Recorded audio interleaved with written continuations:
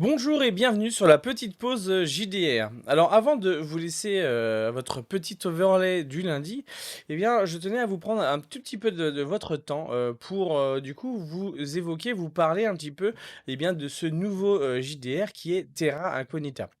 Bon, premièrement, c'est mon premier JDR fait maison. Voilà. La pression, un peu le stress, beaucoup de temps passé, hein, pour arriver, à ça. Donc ce JDR, Terra Incognita, il est basé sur une série de 4 romans, qui ont été écrits par Julien Santor, un auteur français, qui donc le premier est Esperanza 64, le deuxième est, Terra, troisième c'est Sécession, le quatrième c'est Lumière. Alors principalement là, pour ce que vous allez, voir dans cette partie, dans ce début de campagne, c'est basé exclusivement sur l'Esperanza 64, le premier bouquin. Ce jeu, je l'ai pas fait tout seul, j'ai eu beaucoup, d'aide d'un des abonnés fidèles abonnés de la chaîne qui s'appelle Beria. Il m'a énormément, aidé dans la conception, dans, le système. On a énormément parlé de ce qu'on pouvait faire. On a lu, je sais pas combien de fois, le roman, chacun de son côté, pour essayer d'être rester le plus fidèle possible, à l'œuvre, à l'univers, et d'essayer de retranscrire au mieux, nous, ce qu'on a les choses qu'on a ressenties et qu'on voulait essayer de transmettre, à vous qui allez regarder, ce JDR ou peut-être rejouer, on ne sait jamais. Donc merci à toi Beria, franchement sans toi, je pense que j'aurais jamais pu aller jusque-là, peut-être que j'aurais jamais terminé. Donc merci encore à toi, merci, merci, merci. Merci Beria. Sinon, eh bien, Julien Santor, donc il faut quand même, rendre hommage, à celui qui, sans lui, finalement, j'aurais jamais fait le jeu puisque si j'avais pas eu l'Esperanza 64 et tous ses écrits, eh ben, ça n'aurait pas existé Terra Incognita. Julien Santor, donc est un auteur français. J'ai découvert, ses bouquins avec, l'application Audible, puisque je suis, un féru d'audiobook parce que j'ai jamais le temps de lire un livre. Du coup, je les écoute finalement. Vous pouvez d'ailleurs retrouver donc ces bouquins via Audible, et sur Amazon. Parce que je pense qu'il est sur Kindle aussi, enfin vous avez plusieurs formats disponibles, mais là où je suis sûr que vous allez le trouver au moins, c'est sur Audible et sur Amazon, ça c'est sûr. Vous tapez Julien Santor et vous trouverez forcément ces bouquins. J'adore ce qu'il fait. Au niveau de ses écrits, c'est très simple. On se plonge très vite dans ses histoires. Franchement, son style d'écriture me convient parfaitement. Et bon, je suis pas le seul parce qu'il y en a plein, plein, plein, plein avec qui j'ai eu la chance de discuter de ces bouquins qui aiment. Donc, je suis sûr que si vous aimez la science-fiction, disons, une espèce de futur réaliste, euh, eh bien, voilà, vous foncez, allez-y, Julien Santor, c'est top. Voilà. Alors, en ce qui concerne le jeu, hein, eh bien, j'ai voulu essayer de rendre quelque chose de assez contemplatif dans l'esprit. Hein, voilà, vous avez quand même ça se passe dans l'espace. euh, vous allez faire jouer des gens qui vont voyager pendant des entre guillemets milliers d'années. Hein, ça dure extrêmement longtemps en termes de voyage parce que vous allez voyager sur des distances tellement immenses que voilà, on n'est pas dans du Star Wars avec la vitesse sublimique où en un instant vous traversez la moitié de la galaxie. Non, c'est pas ça, hein. Là, vous êtes vraiment dans un univers qui est proche en termes de technologie de ce qu'on a aujourd'hui. Bon, mieux forcément, parce qu'il y a il y a peut-être 50 ans qui se sont passés, mais ça reste quand même proche en termes de technologie par rapport à ce qu'on connaît actuellement. Donc forcément, les vitesses que vous allez atteindre sont pas démentielles. Et du coup, le temps de voyage est très long. Donc forcément, je voulais jouer un petit peu avec ça et avoir un jeu qui soit assez contemplatif, parfois lent, mais justement pour mettre en avant, ce côté-là de l'univers que je trouve vraiment, fascinant. Sinon, bon après, dans le futur, plus loin dans la campagne, je laisserai beaucoup plus de liberté, aux joueuses et aux joueurs.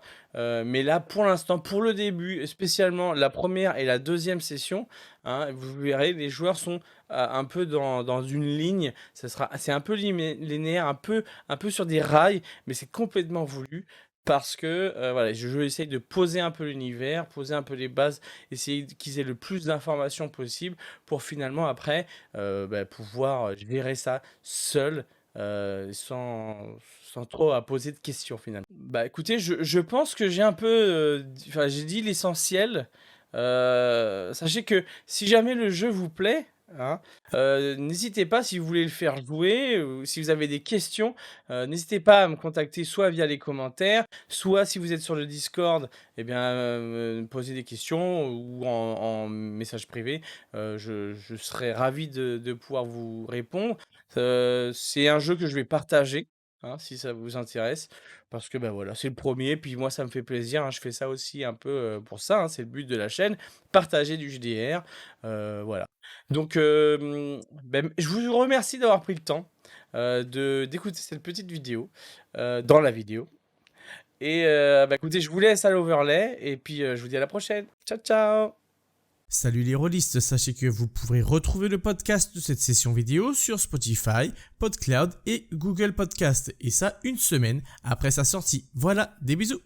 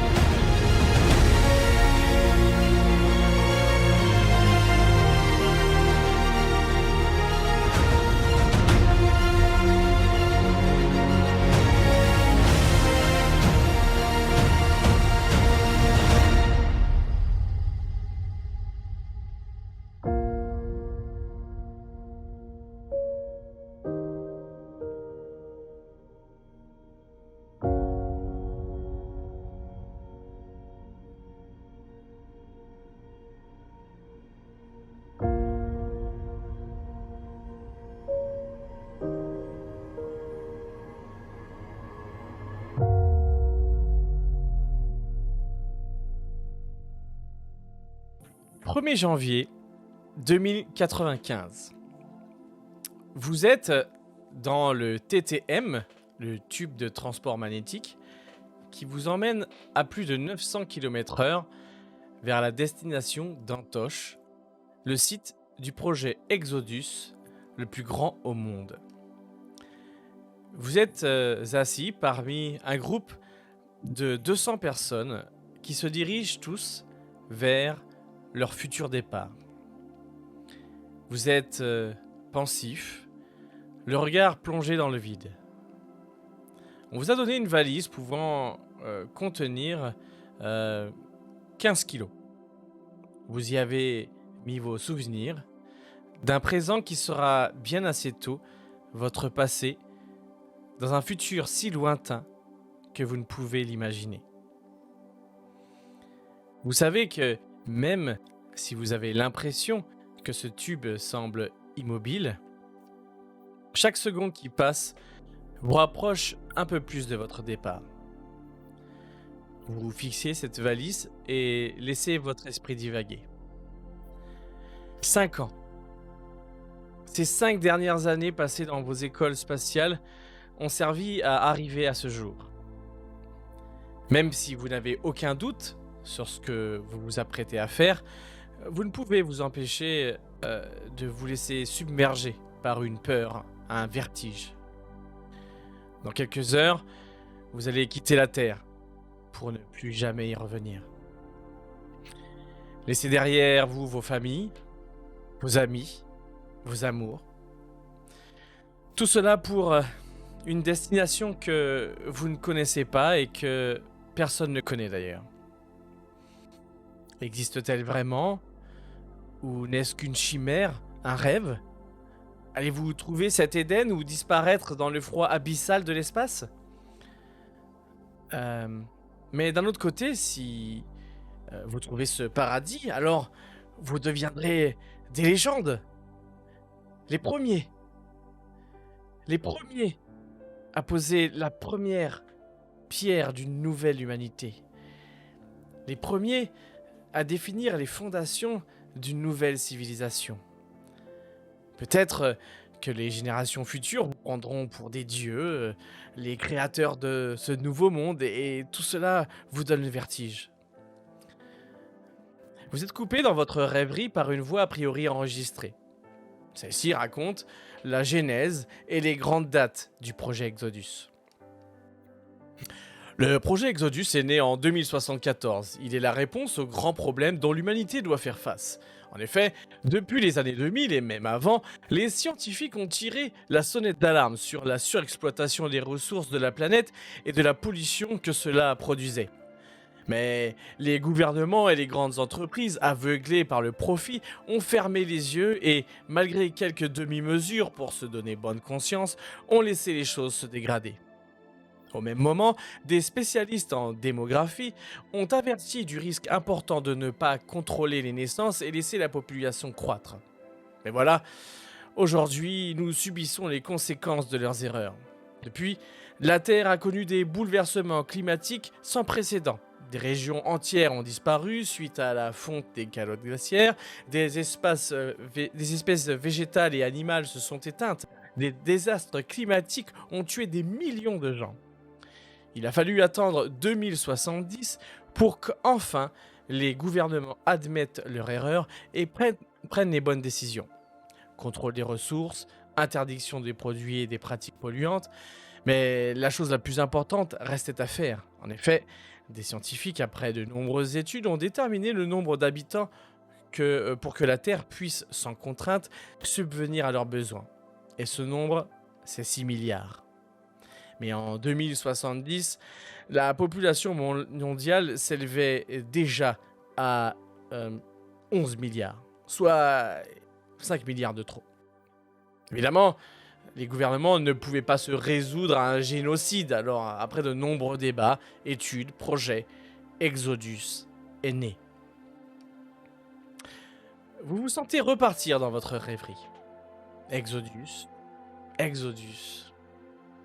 Certains d'entre vous ont peut-être des proches qui, en tant que membres d'équipage, comme vous aujourd'hui, ou comme passagers forcés, sont déjà partis sur des Esperanza. Vous pensez à eux. Peut-être qu'inconsciemment, vous avez rejoint le projet pour les retrouver, qui sait. Puis, de nouveau, la voix vous rappelle à elle. Le projet Exodus est dans la lignée de ce qu'ont fait avant lui les plus grands explorateurs de l'histoire de l'humanité. L'homme est curieux, et c'est cette curiosité qui est une des raisons de sa présence sur la totalité du globe. Il a aujourd'hui tout découvert sur Terre et après la Lune et Mars, il vise maintenant l'espace lointain et plus précisément la nouvelle Terre. Alors voilà, pour y parvenir, Exodus a créé l'Esperanza, un vaisseau large de plus d'1 km de long pour 300 mètres de large et plus de 60 mètres de haut. La particularité de celui-ci, et non des moindres, est que sa coque est composée de 20 millions de caissons cryogéniques contenant les futurs habitants de cette nouvelle Terre. Ils sont guidés par 4000 membres d'équipage formés pendant 5 ans dans des écoles dédiées. Les Esperanza ont été conçus pour être construits en série, facilitant ainsi leur construction rapide et moins coûteuse. 9 chantiers spatiaux ont été créés à travers le monde. Ils se situent tous à 36 000 km de la Terre et sont reliés à celle-ci par des ascenseurs qui eux-mêmes sont reliés à des tours pour acheminer les différents éléments, ainsi que les caissons contenant les futurs habitants de la nouvelle Terre. Au pied de chacune des tours se trouve une véritable ville-usine qui produit 24 sur 24 les composants nécessaires. Chaque chantier spatial assemble simultanément 3 Esperanza afin de pouvoir effectuer des lancements à rythme régulier. Depuis le lancement du premier Esperanza en 2074, 69 autres ont été envoyés en direction de systèmes différents, soit en tout 1 milliard 420 millions de personnes envoyées dans l'espace, sans compter les membres d'équipage. La voix se tait et vous sentez du coup le transport commencer à freiner assez rapidement. Vous sentez que vous êtes un petit peu collé un peu bougé dans votre siège parce que la décélération est assez importante. Très vite, vous sortez du tube et vous commencez à apercevoir un grand bâtiment, une gare a priori, où vous arrivez à un quai. Sur ce quai, eh bien, il y a des gens qui sont disposés à intervalles réguliers et très vite, eh bien, le transport se stoppe. Et vous voyez donc sur le côté, sur votre gauche, eh bien, les portes qui commencent à s'ouvrir et qui, on vous invite à sortir du transport et à tous vous rassembler sur le quai. Arrivé sur... donc vous prenez vos affaires, vous sortez sur le quai, vous voyez cette masse de 200 personnes, vous avez tous à peu près le même âge, vous pensez quand même que ces personnes vont au même endroit que vous finalement. On vous demande de suivre une file. Alors vous voyez en fait là où vous êtes, finalement c'est une gare aseptisée. Elle est quasiment d'un blanc nacré. Elle est parfaitement propre. Il y a des à intervalles réguliers des petits escalators qui vont vous permettre de monter du coup à l'étage. Et c'est ce que vous faites. Vous vous dirigez tous donc à cet étage et vous vous retrouvez dans un grand hall. Vous voyez qu'en face de vous, une porte assez grande, peut-être 5 mètres ou voire 6 mètres de large et pour 3 ou 4 mètres de haut. Et vous commencez tous à attendre en gros qu'il se passe quelque chose. On vous a dit d'attendre ici. Vous allez faire le premier jet de la campagne. Vous allez me faire un jet de exploration survie. Ça va pour voir ce que vous repérez dans l'espace. Ok, donc nous avons 7 sur 40, 46 sur 60, 50 sur 60, et il en manque un, hein. Non, attends, il manque Antoine, je crois, non? Antoine, t'es où? Ah, 71, ok. Tous ceux qui ont réussi, vous commencez un peu à regarder autour de vous et vous voyez donc dans ce grand hall qu'il y a disséminé un peu partout au plafond des caméras, des analyseurs, et vous voyez notamment de chaque côté, en face de vous, deux mitraillettes automatiques qui sont en train de balayer la salle. Au même moment, vous avez la porte qui s'ouvre et un homme vient se placer devant et il vous dit voilà, bon, excusez pour le retard, nous avons juste besoin de vérifier quelque chose, ça va prendre quelques minutes et ensuite je vous demanderai eh bien, de passer dans la pièce suivante. Donc, a priori, pour ceux qui ont vu tout ce dispositif-là, vous comprenez très vite parce que vous êtes au courant, hein, finalement, c'est un peu le quotidien, qu'ils sont en train d'analyser les gens, les identités, pour savoir si quelqu'un ne s'était pas glissé de manière fufu dans les participants, puisque vous savez très bien que le projet Exodus a des opposants qui sont assez virulents. Ils se nomment l'AEDP, donc Against Exodus Death Penalty.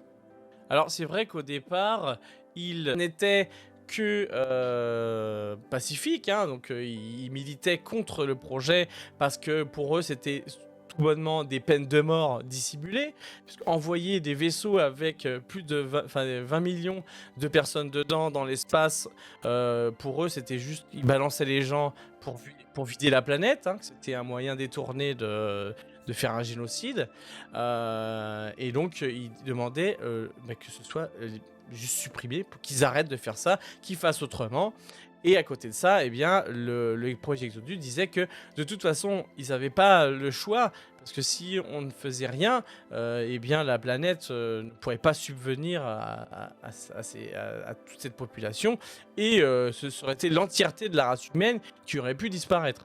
Donc, et puis, quoi qu'il en soit, il n'envoie personne à la mort, c'est pour le bien commun, et essayer de fonder une nouvelle humanité sur une planète. Voilà, il ne mettrait pas autant d'argent pour ça, quoi. Mais finalement, eh bien, ces opposants sont passés dans le dur, en fait, et ils sont devenus terroristes, et ils ont commencé à faire des attentats, kidnapper des professeurs, des scientifiques, des entrepreneurs qui étaient en ligne directe avec le projet Exodus. Et donc, du coup, ça a amené forcément le projet Exodus à s'équiper, à littéralement créer une police d'État super présente pour éviter que des attentats se produisent en masse. D'où la sécurité que vous voyez avec les tourelles qui sont dans la pièce. Au bout de quelques minutes, eh bien, le monsieur revient et vous demande de rentrer. Donc vous venez tous à l'intérieur et il vous dit que vous allez être appelés par groupe. Une fois que vous entendrez votre nom, vous vous dirigerez vers la porte où il y a une indication lumineuse et vous pourrez faire votre dernier entretien psychologique avant de partir pour votre vaisseau, l'Esperanza 70. Vous attendez quelques instants et très vite, le nom de London Strickland se fait entendre. Tu vois la porte la plus à gauche s'allumer et tu vois qu'il y a d'autres personnes qui sont appelées en même temps que toi, 3-4 personnes en plus, et vous vous dirigez tous vers cette porte. Une fois que tu as passé la porte, donc la porte s'ouvre toute seule, hein, elle glisse sur le côté, vous passez la porte et tu te retrouves du coup dans un couloir avec plusieurs portes qui sont en face de toi. Sur ces portes, il y a un petit écran, et sur cet écran est écrit des noms de des noms de personnes. Et tu vois qu'en continuant, en marchant vers le long du couloir, tu vois une porte avec ton nom écrit dessus. Est-ce que tu rentres à l'intérieur ? Évidemment. Tu rentres, tu vois que la porte s'ouvre d'elle-même au moment où tu t'approches vraiment de celle-ci. Je passe le pas de manière certaine et assurée. D'accord. Regardez même derrière moi. Ok. Donc tu rentres à l'intérieur et tu arrives dans un bureau assez surprenant, puisque il dénote vachement avec tout ce que tu as connu habituellement, puisque c'est un bureau à l'ancienne. Le sol est fait en parquet de bois. Il fait très chaleureux. Tu as des vieux meubles, comme si c'était vraiment, tu sais, les vieilles bibliothèques, le bureau enfin, pour prendre des notes, passer un peu de temps, faire un peu de lecture. Tu as un grand bureau en bois, alors, je sais pas trop quel bois c'est, mais tu vois que c'est un bois très chaud. Il est assez large, il doit faire peut-être 3 mètres de large pour 1 mètre de profondeur. Un siège qui est juste en face. Et en fond, tu as une grande baie vitrée. Tu vois, eh bien, la fameuse tour d'Antoche. Elle est gigantesque. Tu sais qu'elle existe, tu l'as déjà vue en images, enfin sur des vidéos, mais c'est la première fois de ta vie que tu vois cette tour. Tu sais que cette tour, elle fait à peu près 630 mètres de diamètre. Pour donner une échelle, tu prends 2 tours Eiffel, tu les couches et tu mets les 2 pointes qui se touchent et c'est à peu près le diamètre de cette tour. Donc c'est immense. Tu vois donc devant celle-ci des bâtiments qui sont a priori des usines, des stockages. Tu vois, il y a plein, des milliers, de containers qui sont à peu près, pour donner un indice, il doit faire dans les 30 mètres de long. Donc ils sont immenses, mais à côté de cette tour, ils font minuscules. Et tu en vois des milliers, et à perte de vue, tu vois des bâtiments plus ou moins grands qui entourent cette tour. C'est vraiment, t'as l'impression que t'es dans une ville gigantesque, mais qui n'est dédiée que à cette tour. C'est vraiment... Enfin, c'est à couper le souffle. Donc tu es en train de regarder cette vue et la porte s'ouvre derrière toi et tu entends une voix qui te dit impressionnant, non? Je me retourne pour voir de qui est-ce qu'il s'agit. Je crois que c'est une femme de petite taille. Elle est typée asiatique, les cheveux mi-longs. Très élégante, affrétée, avec un maquillage assez, comment dire, léger, mais très bien fait. Donc c'est vraiment une personne très élégante, avec un sourire franc, et qui te dit, bah, asseyez-vous, on va faire ce petit entretien psychologique. Vous inquiétez pas, hein, c'est vraiment une formalité. On a juste besoin de savoir dans quel état vous êtes psychologiquement, puisque vous apprêtez à faire un voyage assez extraordinaire. Donc, tu vois qu'elle m'assois doucement. Et pour répondre à sa question sur la tour, je lui réponds simplement oui, j'en avais déjà vu de nombreuses photos, mais elle est encore plus impressionnante en vrai. C'est vrai. Alors, je pense que vous pourrez l'apprécier d'autant plus quand vous devrez vous y rendre, puisque c'est cette tour qui va vous emmener à votre Esperanza. Tu vois qu'elle s'assoit, elle commence à passer derrière son siège et après elle s'assoit. Alors dites-moi, London, comment est-ce que vous sentez en ce moment même? Eh bien, j'ai hâte. Toutes ces années de préparation font que le moment venu, je me délecte d'avance de l'aventure qui va avoir lieu.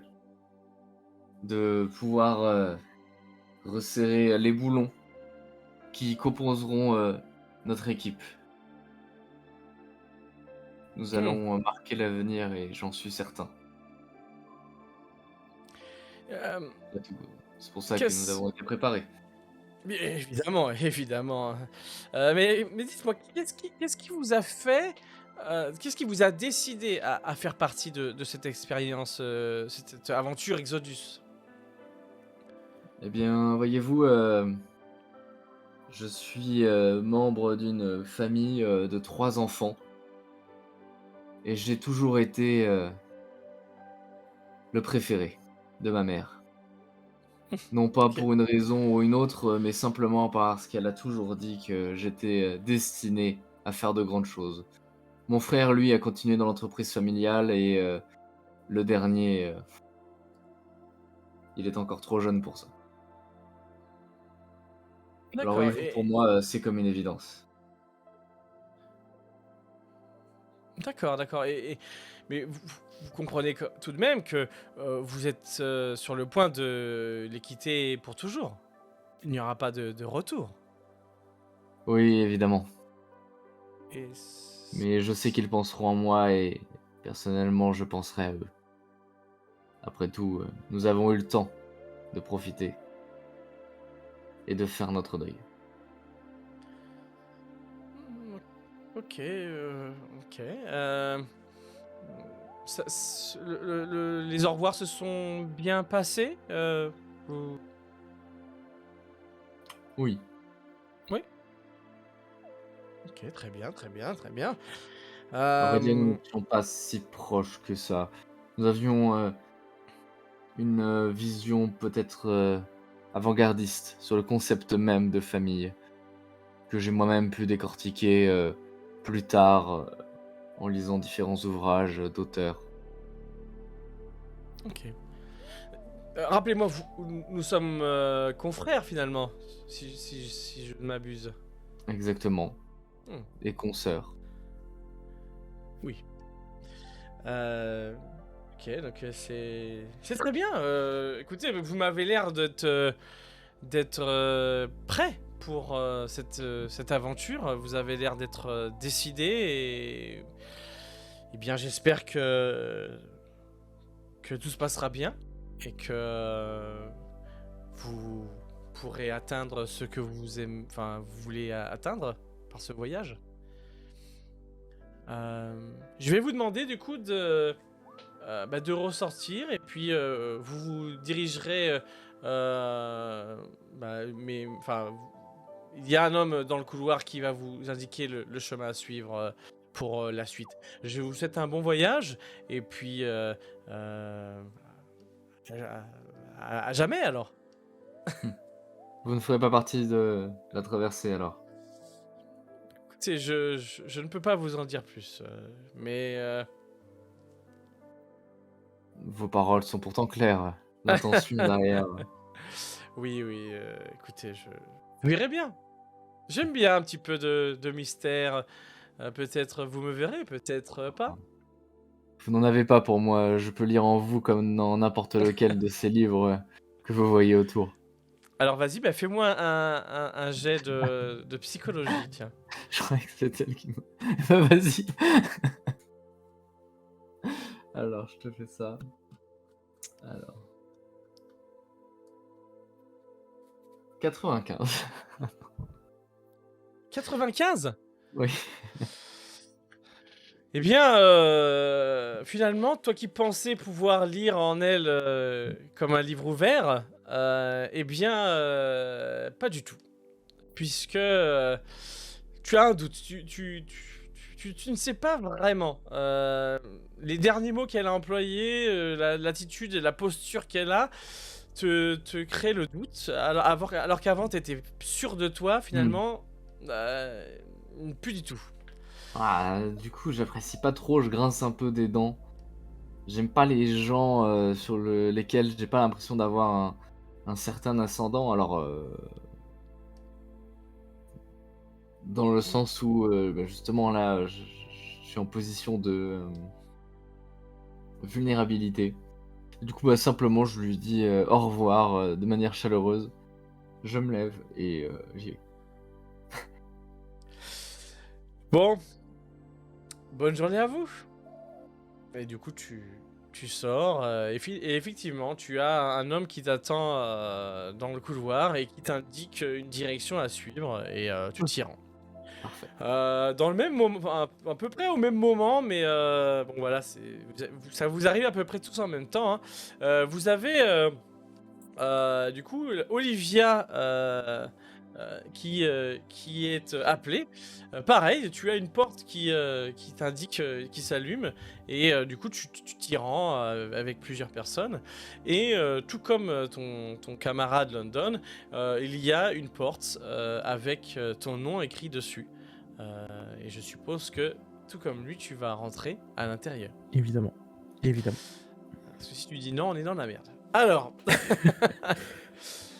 tu rentres et c'est un autre bureau, une autre ambiance. Là, on n'est pas du tout dans l'ambiance chaleureuse et boisée de ce qu'a connu London.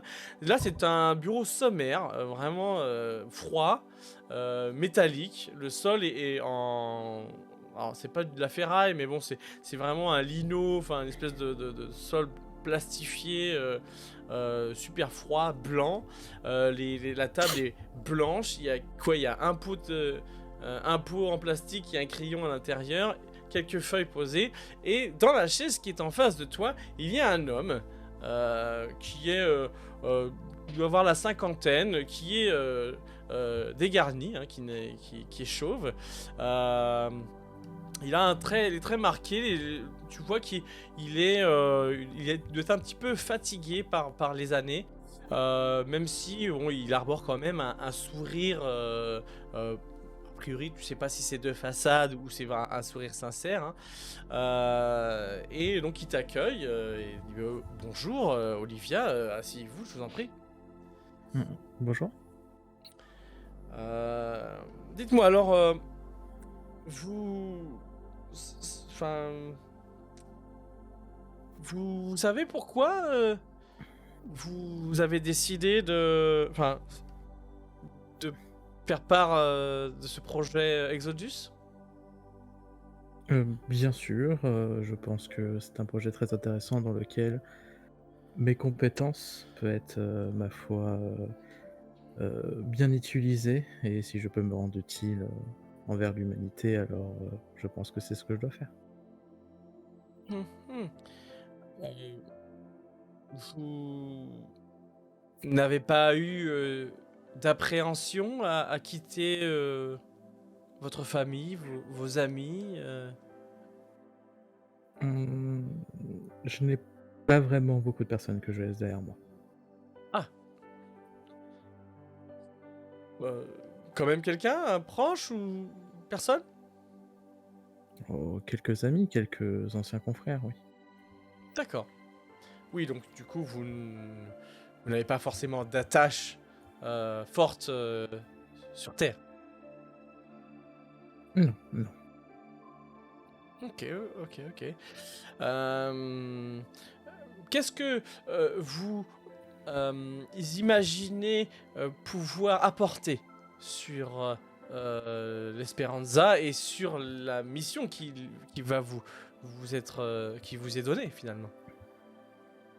Eh bien, déjà, mes compétences en termes de médecine, Mhm. je pense que mes compétences à la fois techniques et aussi en termes de simplement de savoir, heu, pourront être, très pratiques. J'ai notamment quelques, spécialisations dans tout ce qui peut être virusologie, ce genre de choses, donc je pense pour que ce sont ce genre de savoir qui va être très intéressant, pardon, dans ce genre d'expédition et d'autant plus que j'ai aussi quelques connaissances, dans tout ce qui est un peu mécanique, disons. J'aime bidouiller un peu, avoir, quelques connaissances là-dessus peut aussi aider, je pense. D'accord, d'accord. Euh, Est-ce que euh, vous, vous êtes attiré par l'espace? Est-ce que l'inconnu de l'espace, la science-fiction vous attire? Ou pas du tout?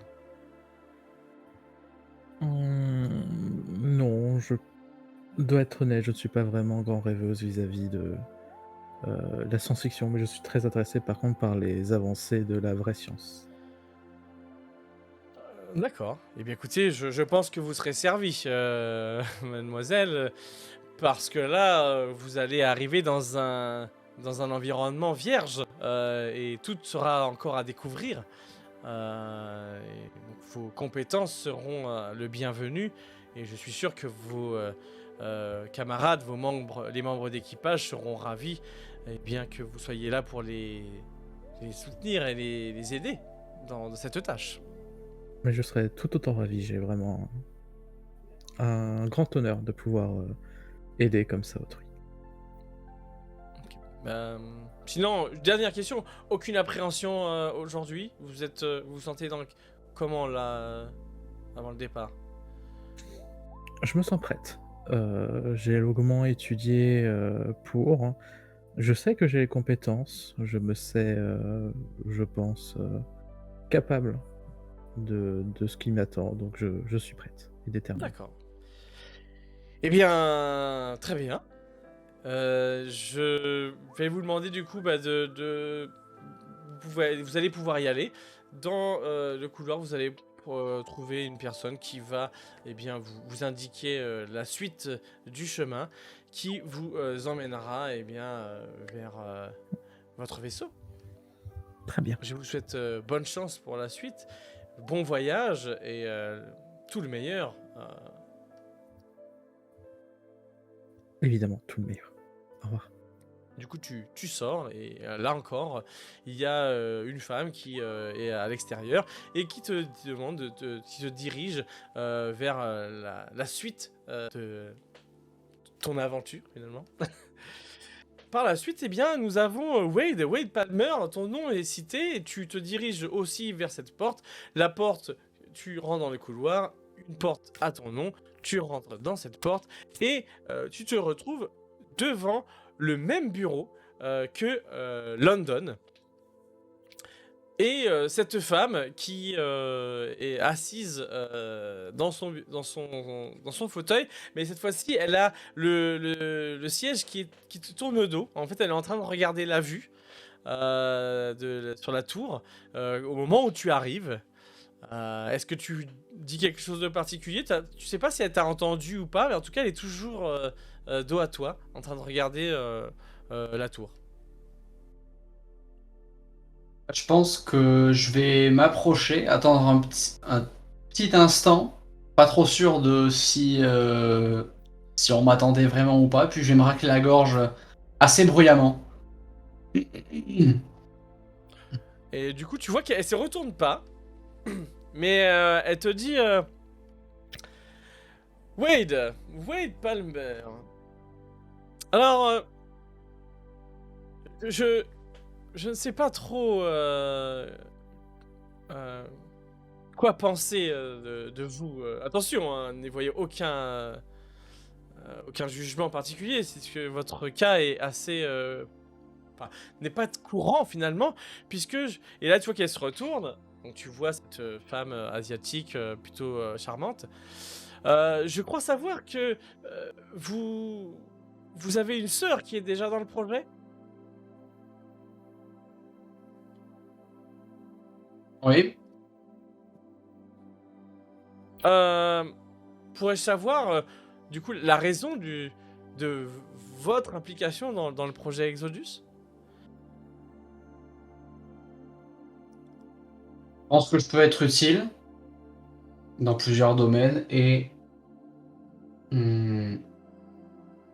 on a dans ma famille pour tradition de toujours travailler ensemble. Alors si ma sœur est de l'aventure, alors moi aussi. D'accord, donc ce que j'aurais aimé savoir finalement, est-ce que vous faites ça pour vous-même ou vous faites ça pour votre sœur? C'est important que je le sache. Je vois pas en quoi ce serait important, mais vous pouvez considérer que c'est pour ma sœur. Ok. Donc, vous, personnellement, n'avez pas forcément envie de partir dans ce vaisseau pour le projet. J'ai envie de dire, qui de vraiment saint d'esprit aurait envie de se balancer aussi loin dans le vide intersidéral sans trop savoir où on va terminer? C'est un pari. C'est un pari, c'est tout. Tu vois qu'elle a un sourire, elle lève les yeux au ciel et elle finit par rigoler un petit peu, elle fait oui, effectivement, c'est vrai, vous avez raison sur ce point-là. Mais alors, quelle serait votre réaction si vous appreniez que votre sœur n'était pas de dans ce vaisseau et que vous y étiez?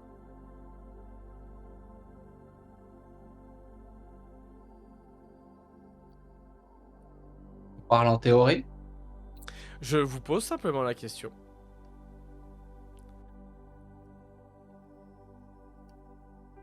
Hmm. J'imagine que je ferai tout ce que je peux pour être placé dans le bon vaisseau.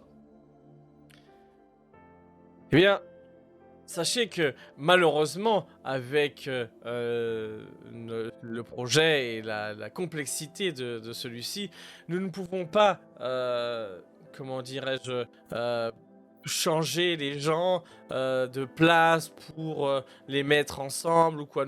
Disons que nous préférerions, enfin, le placement est plutôt aléatoire généralement et je vais être complètement honnête avec vous, ce n'est encore jamais arrivé que des membres d'une même fratrie soient dans un même vaisseau. D'ailleurs, c'est très rare que ça arrive au même moment puisque souvent ils ont rarement le même âge, à part si ce sont des jumeaux, mais c'est quasiment jamais arrivé. Donc je ne veux pas vous mentir et vous raconter des bêtises, hein, je n'ai pas la liste avec moi de tous les membres d'équipage, hein, je ne suis que la psychologue, donc c'est pour ça que je tenais à être sûr de votre choix, car une fois que vous serez monté dans la tour qui va vous emmener à l'Esperanza, il n'y aura plus de retour possible.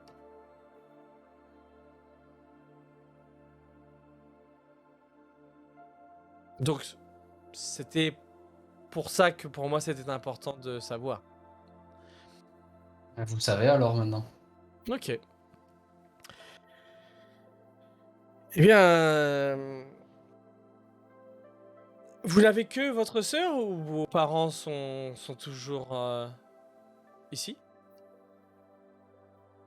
Oui, ils sont toujours par-ci par-là.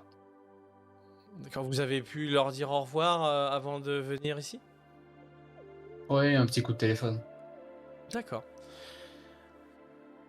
Eh bien, j'ai envie de vous dire que j'espère pour vous, j'espère sincèrement que vous trouverez votre sœur sur l'Esperanza 70. Malheureusement, si elle n'y est pas, eh bien, vous ne pourrez pas faire marche arrière, sachez-le.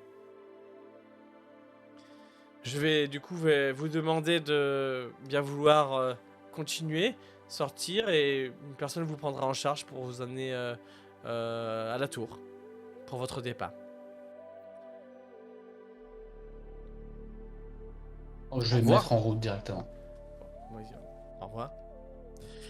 Du coup, tu sors, pareil, une autre personne te prend en charge. De Turquoise, tu vas à une porte et tu retrouves une femme, donc la même qui était avant les deux autres. Monsieur René Turquoise, venez prendre une chaise. Moi, tout d'abord, tu sais, je me mets au garde à vous comme à l'école on m'a appris, et après je m'assois. Je me pose Oh, devant elle. faites pas de ça avec moi, hein. Je ne suis que la psychologue. Voilà, nous ne sommes pas dans l'armée. Veuillez simplement vous asseoir. C'est une discussion formelle. Bien entendu. Dites-moi, monsieur Turquoise, pouvez-vous me dire la raison de votre implication dans le projet Exodus? Je sais que je peux être utile dans le vaisseau comme à l'extérieur une fois qu'on sera arrivé sur une planète pour faire de la reconnaissance et trouver un bon endroit pour commencer la colonie et tout ça. Et je suis pilote et je peux aussi former des gens à pouvoir utiliser des armes et tout ça si jamais il y a besoin de défendre la colonie. Hmm. Et qu'est-ce qui vous a décidé à vous lancer dans cette aventure? Parce que là, on parle de quelque chose qui est sans retour, vous le savez.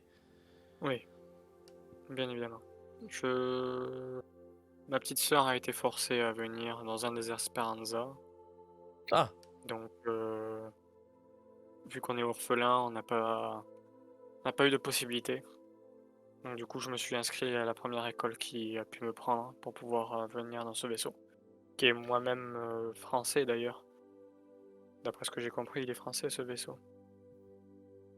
oui, il se situe au-dessus de la France, mais bon, Exodus est un consortium mondial. Tous les pays, toutes les grandes nations du monde travaillent sur le même projet. Donc, comme vous allez le voir, vos camarades, les membres d'équipage viennent de tous les pays du monde.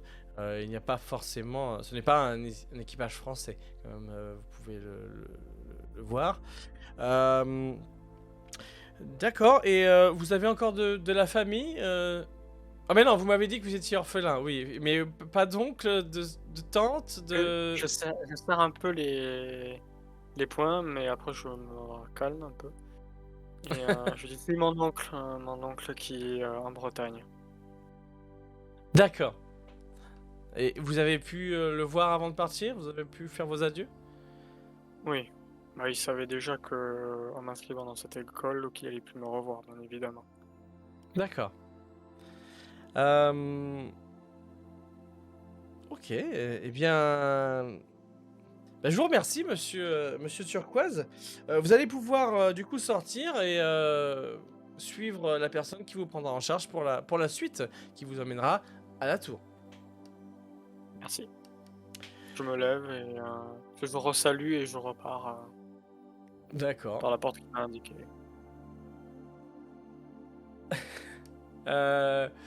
Du coup, là c'est monsieur Richard Debs qui est appelé cette fois-ci, qui se présente devant la porte, qui rentre à l'intérieur et qui fait face à un homme d'une cinquantaine d'années, dégarni, plus ou moins fatigué, avec un sourire et qui te demande justement de t'asseoir et te salue. Bonjour, monsieur Richard Debs. Comment allez-vous? Ça va. Mais appelez-moi Monsieur Debs. Ok, monsieur Debs. Qu'est-ce qui a fait que vous avez voulu rejoindre le projet Exodus? L'argent. L'argent? Mais vous savez qu'il n'y a rien à gagner à aller sur un Exodus. Peut-être. Mais quand on va arriver, je ferai mon petit commerce, puis je ferai mon entreprise, et je deviendrai pété de thunes. Alors vous avisez pas de voler mon idée. Mais écoutez, c'est dit, vous savez ce que vous voulez, c'est une bonne chose. Ça pourra aider vos camarades. Maintenant, vous verrez, enfin, personne ne sait ce que vous trouverez au bout de ce voyage. J'espère pour vous que vous pourrez faire ce que vous souhaitez faire. Ma foi. Dans quel état vous vous sentez en ce moment même? Très bien. Vous n'avez pas aucune appréhension, aucun stress sur le voyage qui est sans retour, hein? C'est comme prendre l'avion. Oui, un long voyage en tout cas. Ok, vous me surprenez, Ça se trouve, monsieur oh, les Debs. Vous êtes plutôt surprenant, monsieur Debs. Eh bien, soit. Bah, écoutez, je vous souhaite de réussir dans votre projet. Et puis, je vais vous demander du coup de sortir et de rejoindre vos camarades qui sont sûrement prêts à partir pour aller à la tour. D'accord. Eh bien, je vous souhaite bon voyage, monsieur Debs.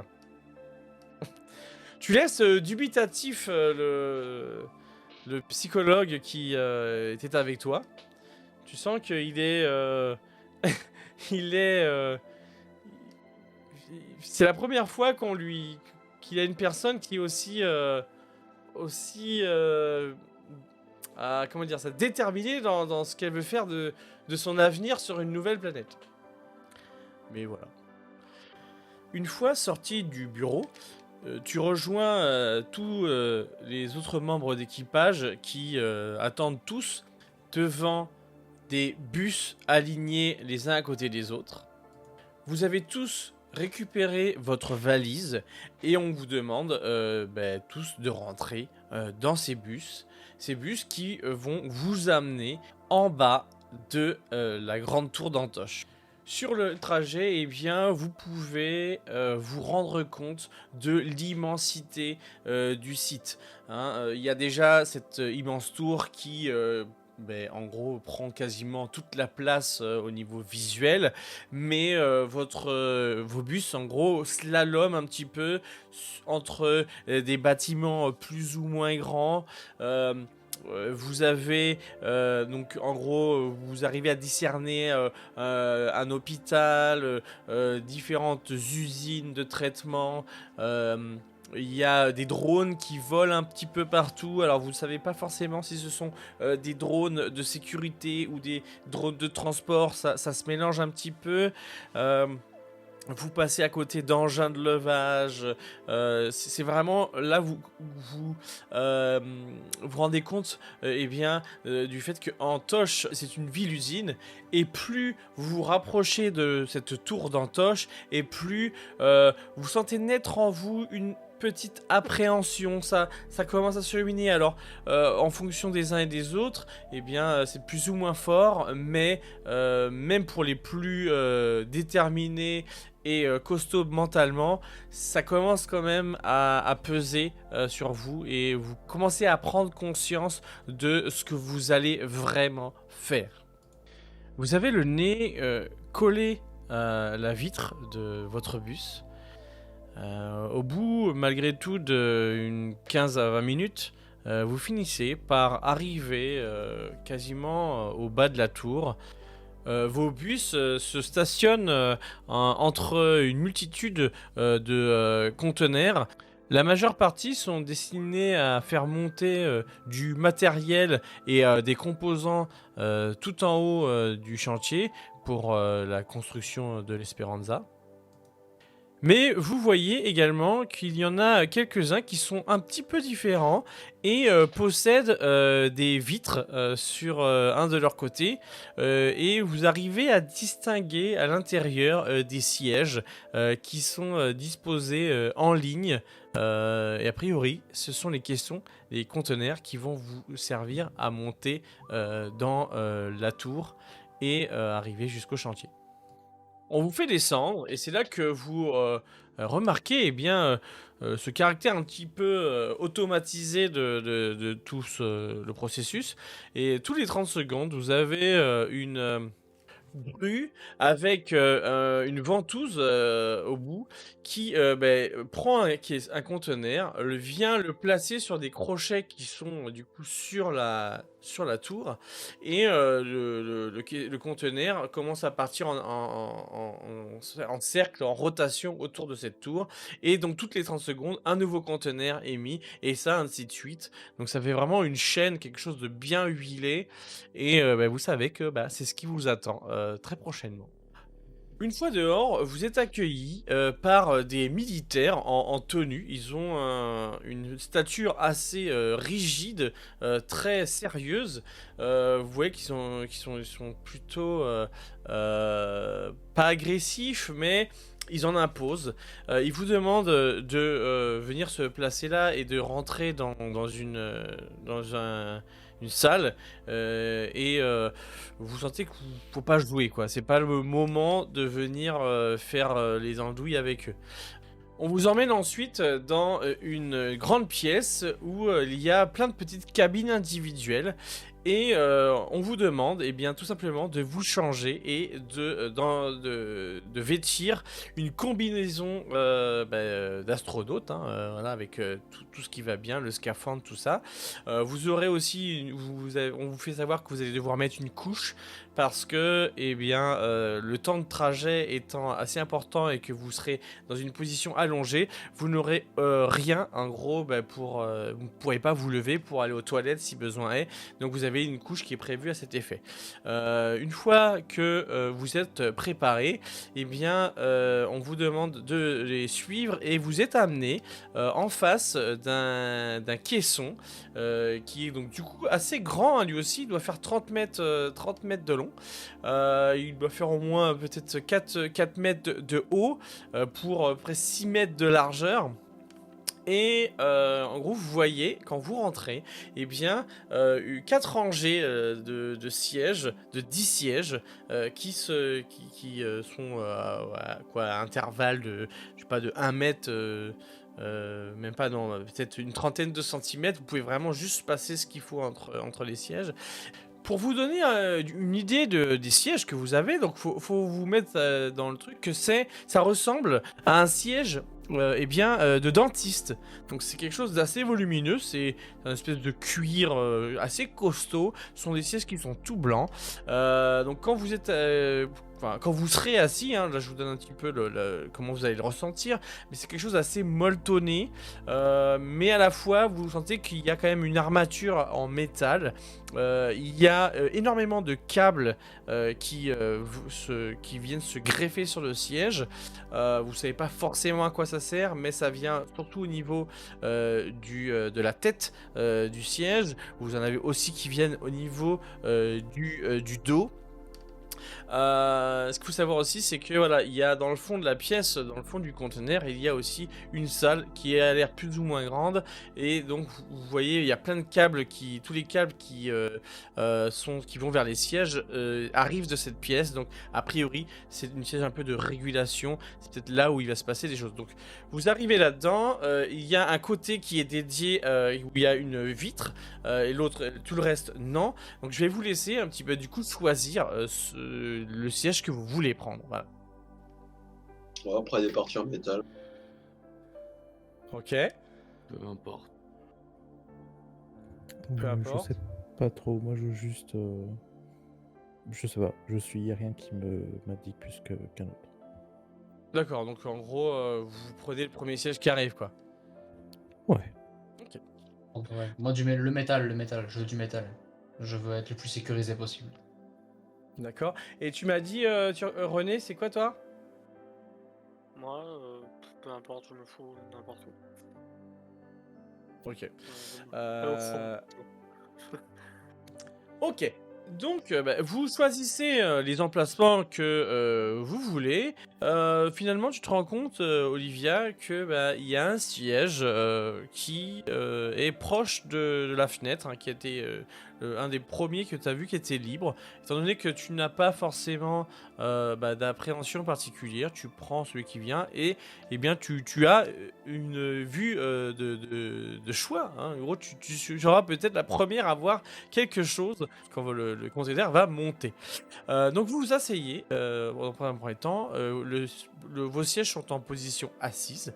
Vous voyez que des gens viennent à votre niveau, commencent à vous placer, à vous sangler. Donc vous avez des harnais qui viennent se placer sur vous, qui viennent être serrés. Les gros câbles du coup que vous aviez au niveau de la tête sont branchés au niveau de votre casque. Hein, vous en avez 2 qui viennent se brancher sur le casque et il y en a un qui était au niveau du dos du dossier, qui vient être branché au niveau de votre bouteille d'oxygène qui est légèrement sur le côté de votre combinaison. Pas forcément dans le dos mais plus qui vient épouser un peu la forme du siège. Donc vous n'êtes pas forcément gêné. Vous voyez que le siège est vraiment fait parfaitement pour la combinaison que vous avez. Du coup, il n'y a pas forcément de gêne particulière. Et donc voilà, il y a un gros câble qui est branché directement sur cette bonbonne d'oxygène. Une fois que c'est fait, eh bien, vous voyez que le siège se met en position allongée et donc vous finissez forcément allongé et vous ne pouvez plus bouger, mis à part vos mains, vos bras et votre tête qui peut tourner droite et gauche. Hein, même si c'est pas forcément super simple parce que bon bah voilà, essayer de tourner avec un gros casque, un scaphandre d'astronaute, c'est pas forcément le truc le plus facile. D'ailleurs, vous avez un petit peu de temps au début, vous habituez à respirer dans un casque, c'est pas forcément super agréable au départ, mais finalement, au bout de quelques minutes, eh bien, vous arrivez quand même à trouver votre confort. Voilà. Une fois eh bien, que tout ça est fait, que tout le monde est harnaché, équipé, eh bien, vous voyez toutes les personnes qui sortent du conteneur. L'instructeur, le militaire qui était là au tout début, sort en dernier et vient fermer donc de façon hermétique le conteneur. Vous voyez qu'il y a une espèce de roue à l'intérieur, comme un peu dans les sous-marins, vous avez cette espèce de roue qui vient fermer, qui tourne toute seule, hein, parce que a priori lui a la même chose de l'autre côté, et bientôt il n'y a plus de bruit, plus rien dans votre conteneur. Vous n'entendez seulement que le bruit de votre respiration à l'intérieur de votre casque. Quelques minutes plus tard, eh bien, vous sentez une grosse vibration dans votre siège. Et avec un bruit sourd parce que le casque étouffe un peu les sons. Et quelques instants après, quelques secondes après, vous vous sentez levé. Comme si tout le conteneur, vous sentez que le conteneur est levé levé de terre. Et d'ailleurs, toi, très vite, Olivia, tu vois, eh bien, de par la fenêtre qui est devant toi, eh bien, que le conteneur bouge. Hein, tu vois qu'il y a tous les conteneurs qui entouraient le caisson, tu commences à voir que vous commencez à les dépasser, à être surélevé, et la vue de ce mur immense qui est finalement la tour d'Antoche, qui vient se rapprocher de toi. Avec une vitesse plus ou moins grande, hein, ça va quand même pas super vite non plus parce qu'il faudrait pas que tu t'écrases lamentablement sur la tour, et vous sentez au bout d'un certain temps, eh bien que le conteneur qui est arrimé, qui est accroché sur la tour et qui vient faire un angle. Vous sentez que vous êtes légèrement désaxé par rapport à la tour, et d'ailleurs tu peux voir toi un petit peu, Olivia, vite fait, que si tu arrives à tourner un petit peu la tête assez, qu'il y a peut-être quelques mètres en dessous, voilà. Mais bon, la majeure partie de ce que tu vois devant toi, c'est du béton, hein, c'est la tour en elle-même. Après seulement 30 secondes d'attente, vous sentez votre container enfin bouger, et vous vous sentez un petit peu tracté, puisque voilà, vous faites dos au chemin, hein, au cheminement. Donc vous sentez une espèce de traction sur le conteneur. À savoir que vous savez que cette tour d'Antoche fait 25 km de haut. Donc ce qui est mais immense, hein. D'ailleurs, quand vous étiez en bas, vous ne pouviez pas du tout voir la fin de cette tour tellement c'était haut, puisque au bout d'un moment, eh bien, elle passait à travers les nuages et il vous était impossible de voir jusqu'où elle allait, et en même temps voir jusqu'à 25 km, ça fait un petit peu loin. Enfin voilà, donc vous sentez cette traction et vous savez déjà, on vous a prévenu, on vous a dit que, eh bien, il fallait à peu près compter 12 heures pour arriver jusqu'en haut de la tour. Donc vous a quand même prévenu que pendant tout le temps de trajet jusqu'à arriver à l'Esperanza, vous avez de quoi vous hydrater et vous restaurer, justement grâce aux 2 tuyaux, aux 2 câbles qui ont été fixés dans votre casque, hein, qui vous permettent à la fois vous avez 2 petits tuyaux qui sont au niveau de votre bouche, et donc si celui de droite c'est pour boire, donc c'est de l'eau, pour ceux qui vont en boire, eh bien, vous verrez que c'est une eau assez chlorée, c'est pas super agréable, et sur le tuyau de gauche, eh bien c'est une purée infâme, sans goût, assez plâtreux, mais bon voilà, ça reste des nutriments, ça reste pour vous, pour essayer que vous ayez de quoi tenir le temps du voyage. Voilà. Donc vous êtes en train de monter. Vous voyez qu'au bout d'un certain temps, surtout toi Olivia, eh bien tu vois que vous êtes arrivé à un moment où tu as la possibilité de voir de haut l'immensité du site. Hein. C'est là que tu peux voir du coup ces caissons, ces conteneurs qui entourent toute la tour, pour le coup, qui sont mais là par milliers, tu en vois, mais c'est incroyable. D'ailleurs, ça te fait une vue assez... t'as l'impression que c'est voir des damiers, un damier microscopique qui s'étale sur des centaines ou plusieurs centaines de mètres. Une fois que tu as passé ça, eh bien tu peux voir du coup des casernes de pompiers, l'aéroport avec des dirigeables qui sont en train de décoller. Tu as d'ailleurs des avions aussi, des avions de combat hein, qui sont autonomes, qui peuvent être pilotés sans pilote, hein, qui savent. Voilà. Tu aperçois d'ailleurs des batteries missiles sol-air. Hein, tu sais la menace qui pèse d'ailleurs à cause de la EDP sur l'Exodus. Du coup, tu te rends compte quand même qu'elle est super bien défendue. Ce site d'Antoche. Tu vois des stations de pompage, une gare de marchandises qui est immense avec des trains à plus savoir qu'en faire tellement il y a des voies. Des usines pareil qui ont des tailles démesurées, une grande centrale électrique qui est là pour alimenter tout le secteur. Tu vois d'ailleurs et tu aperçois finalement ce grand immense bâtiment qui est le centre de cryogénique d'Antoche, qui est le plus grand du monde. Hein, il y a un parking immense qui l'entoure, et là tu sais que des gens qui vont être envoyés du coup dans vos vaisseaux, dans les Esperanza, sont traités ici, sont cryogénisés ici, pardon. Et en gros, vous savez qu'il y a quasiment 15 000 personnes par jour qui sortent de ces centres de cryogénisation et qui sont envoyées du coup dans les Esperanza qui sont au-dessus d'Antoche. Savoir que c'est aussi un hôpital hein, qui traite aussi les gens pour savoir s'ils sont malades ou pas, qui font le tri en gros de ceux qui peuvent aller être cryogénisés ou pas. Voilà, tu vois, c'est quand même un site qui est, c'est une ville, mais genre c'est Paris, mais c'est que une usine en fait, c'est Paris usine. Alors que ça fait quand même pas mal d'heures que vous êtes partis, hein, vous êtes à peu près 10 heures de voyage, vous êtes monté quand même pas mal haut, hein. Là vous commencez à vous rapprocher des 25 km et vous rapprochez de la stratosphère.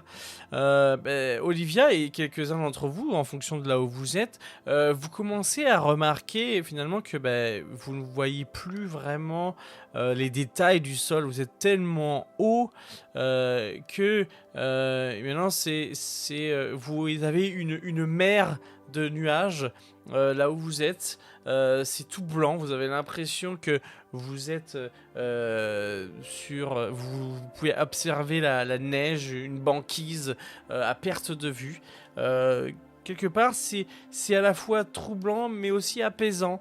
Vous êtes dans une zone de calme intense. Mais voilà, et tout ça, vous n'arrivez plus vraiment à distinguer que vous êtes en phase de elliptique, que vous tournez, puisque la seule chose que vous voyez maintenant, ce n'est que une mer de nuages. Pour un moment donné, eh bien, vous arrivez tout en haut de la tour. Vous commencez à discerner en gros des espèces de longs rails, une espèce de zone, des zones de stockage où des containers viennent s'y installer. Mais vous remarquez que vous ne prenez pas du tout la même direction que ces containers. Non, vraiment, je l'ai trouvé super cool. Et que vous comme tu déviez de la tour pour légèrement vous en éloigner. Vous sentez que moi, je suis pas d'accord, du coup, moment vu qu'il m'appelait que petite princesse, je vais lui donner un coup de poing. conteneur pivote et Je finalement le jette du haut de la vous tour. finissez par ne plus voir complètement du tout la terre C'est le Joker. et voir une zone sombre. Vous voyez l'espace, vous voyez les étoiles, vous ne discernez plus vraiment la Terre, vous ne voyez quasiment plus la Terre du tout. Vous sentez que vous vous déplacez, mais de façon latérale. Et à un moment donné, après quelques minutes, vous êtes pris d'une accélération fulgurante. Vous sentez que le caisson se déplace, vous êtes, comment dirais-je, plaqué contre votre siège. Vous n'arrivez même plus à bouger vos bras, même votre tête, vous venez de prendre quasiment plusieurs jets dans la tronche. Et il vous faut quelques minutes pour vous habituer à cette accélération. Et au moment où vous pensez être tranquille, au moment où vous avez encaissé le coup, une deuxième accélération aussi puissante que la première se passe. Vous subissez encore pendant plusieurs minutes la contrainte de cette force. Et au moment, encore une fois, où vous commencez à vous habituer, une troisième poussée se fait. Elle est légèrement un peu plus forte, mais pas beaucoup plus. Mais c'est quand même très, très difficile à encaisser. Et bientôt, après quelques minutes, vous redoutez finalement qu'il y en ait encore une autre. Mais finalement, il n'y en a plus. Mais peut-être que certaines personnes vont comprendre qu'ils viennent justement d'entrer, de s'être calés sur l'ascenseur spatial qui va vous emmener dans à peu près 14 heures de route à votre destination finale, le chantier spatial et votre vaisseau, l'Esperanza 70. Certains d'entre vous vont peut-être vouloir du coup s'alimenter, encore une fois, s'hydrater avec cette eau chlorée et ce plâtre infâme qui est censé être une purée mais qui n'a pas de goût. Sinon, vous pouvez tout à fait décider de vous reposer, de dormir pendant les 14 heures qui vont passer, cogiter un petit peu. Peut-être certains vont réfléchir un peu sur ce qu'ils sont en train de faire, parce que là vraiment vous prenez conscience avec tout ça que ça y est, il n'y a plus de retour possible pour la Terre, que l'aventure commence réellement maintenant. Pour toi, Olivia, qui est en face de cette vitre, de cette fenêtre, tu ne vois absolument rien. Tu es vraiment dans le noir spatial. C'est vraiment impressionnant, parce que avec toute cette lumière que tu avais avec la Terre, tu te rends compte finalement que la Terre était une planète bienveillante, et que là tu es tourné vers la froideur, le côté glacial de l'espace, et c'est peut-être ça va être ton quotidien pendant de nombreuses années, et quelque part ça pourrait te faire peur, on ne sait jamais. En tout cas, quoi qu'il en soit, ces 14 heures se passent plutôt dans le calme, puisque une fois que vous avez pris votre vitesse de croisière, qui est, vous ne le savez pas peut-être, mais pour ceux qui le savent, de 3000 km/h, vous allez approcher d'ici donc 14 heures, donc là vous approchez des 36 000 km de distance de la Terre, et au chantier spatial, à votre Esperanza. Au bout d'un moment, donc comme je vous l'ai dit, vous finissez par arriver au niveau du chantier. Olivia, tu commences à voir un petit peu des installations. Tu commençais à deviner des installations, puisqu'il y avait des lumières un petit peu qui commençaient à se faire sentir. Mais l'orientation du conteneur fait que tu n'as pas forcément encore une visibilité sur le chantier en lui-même, puisque en fait il faut vous imaginer que le conteneur arrive en gros dans sa longueur, donc une des faces pas longue, mais de la largeur fait face du coup au chantier. Donc il faudrait que le conteneur pivote de 90 degrés pour que tu puisses voir le chantier et l'Esperanza, ce qui n'est pas encore le cas actuellement. Donc vous arrivez, vous sentez que le conteneur a drastiquement ralenti avec, de la même manière que vous avez accéléré, des décélérations qui sont très importantes, et ça 3 fois de suite, comme au départ. Donc vous avez l'impression que vous allez vous arracher de votre siège et que les harnais finalement sont le bienvenu, heureusement qu'ils sont là, sinon vous pourriez vous écraser contre la paroi du conteneur. Et à un moment donné, vous sentez que le conteneur se stoppe, littéralement. Quelques minutes se passent, vous ne savez pas du tout ce qui se passe. Et au bout d'un moment, le conteneur vient à bouger et à tourner à 90 degrés, te laissant, toi Olivia, et ceux qui essayent de regarder quelque chose, voir le chantier et cet immense vaisseau qu'est l'Esperanza 70.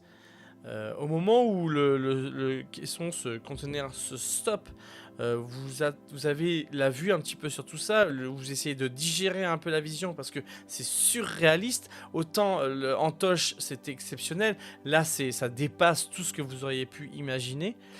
Mais très vite, vous entendez dans un premier temps une grosse vibration dans votre siège, et si vous arrivez un peu à tourner la tête, vous devinez une porte, donc la porte qui avait été fermée au moment où vous êtes parti, qui s'ouvre, et vous voyez, pour ceux qui le peuvent, une combinaison, un homme ou une femme, vous ne savez pas encore, qui arrive en scaphandre, en tenue d'astronaute, et qui ouvre la porte du conteneur et qui vous dit: alors les petites princesses, on va y aller?